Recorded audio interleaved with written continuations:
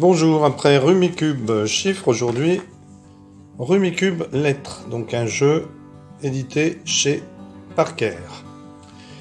Pour 2 à 4 joueurs, 8 ans et plus, pour des parties d'une durée, là, cela peut varier. Bon, il faut compter au moins une bonne demi-heure. Donc, je ne vous présenterai pas le jeu original, car je ne l'ai pas. J'avais juste à une époque, donc j'ai récupéré la plaque sur le Rumicube chiffres, mais j'avais fabriqué des petites plaquettes en bois que j'avais découpées, et ensuite j'avais plastifié des lettres que j'ai découpées et collées sur les petites plaquettes en bois. Donc au début de chaque partie, chaque joueur va tirer 14 petites tuiles. Alors parfois les supports se défont, voilà, je l'ai remis.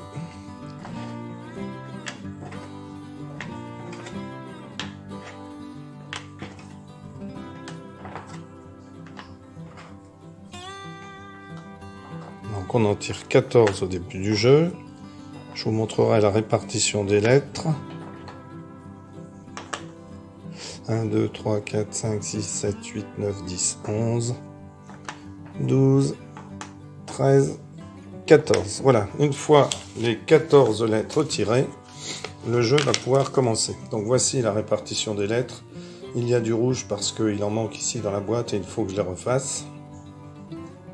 Il manque un J et il manque un S. Voilà, donc je vais pousser ici la boîte dans laquelle j'ai mis les petites tuiles pour pouvoir piocher. À son tour de jeu, le premier joueur devra poser un mot de 6 lettres, au moins.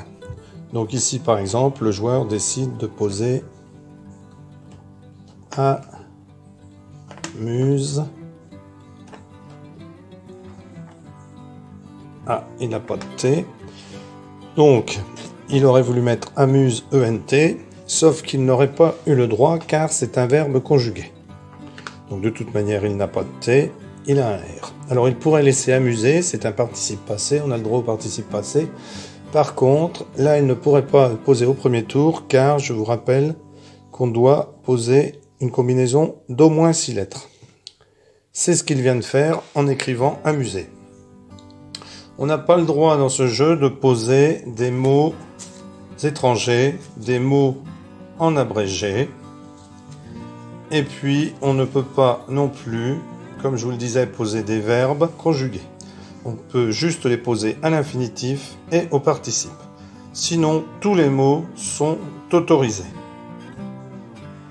Cependant, en cours de partie, il vous est interdit de former un mot qui serait déjà posé sur la table.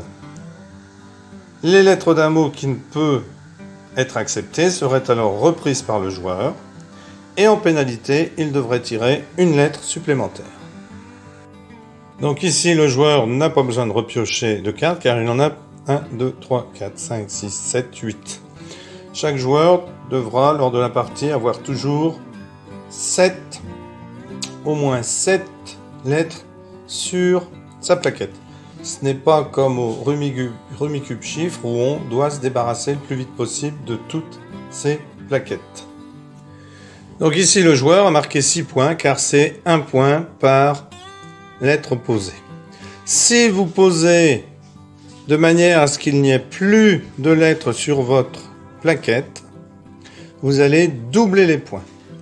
Imaginons que le joueur forme un mot et qu'il pose toutes les lettres de sa plaquette. Il comptera le nombre de lettres qu'il a posées et il multipliera par 2. Il récupérera ensuite 7 plaques dans la boîte. Imaginons que sur la table, il y ait maintenant 2 mots, amuser et modèle. L'autre joueur, par exemple une partie à 2, a posé modèle. Ce joueur-là se dit qu'il va mettre un S. Eh bien, on n'a pas le droit de rajouter des lettres pour former un féminin ou pour former un pluriel ou un féminin pluriel. C'est au tour de ce joueur de jouer, donc il va mettre... Là, maintenant qu'il a posé en premier tour un mot de 6 lettres, il pourrait poser des mots, par exemple balle, car il faut au moins 3 lettres. Bon là, il a de quoi faire mieux que ça, donc il va écrire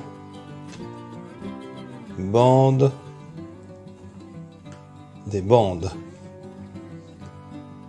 Des bandes, donc 1, 2, 3, 4, 5, 6 points, il n'a pas tout posé.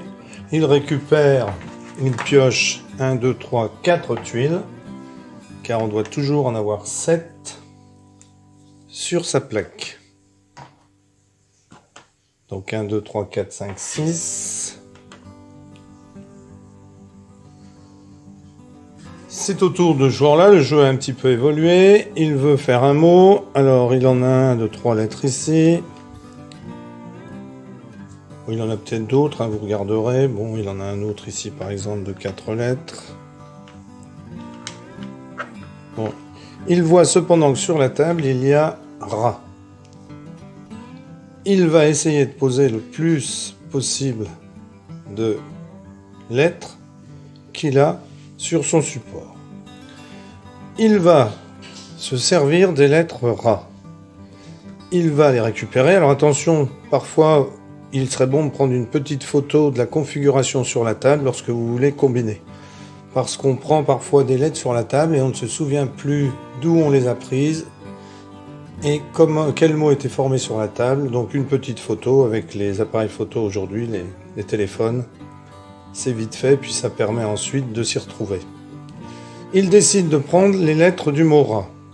Il va les prendre, les recombiner, pour écrire tard, ce qui va lui permettre de prendre un T et un E chez lui, afin de former le mot tarte.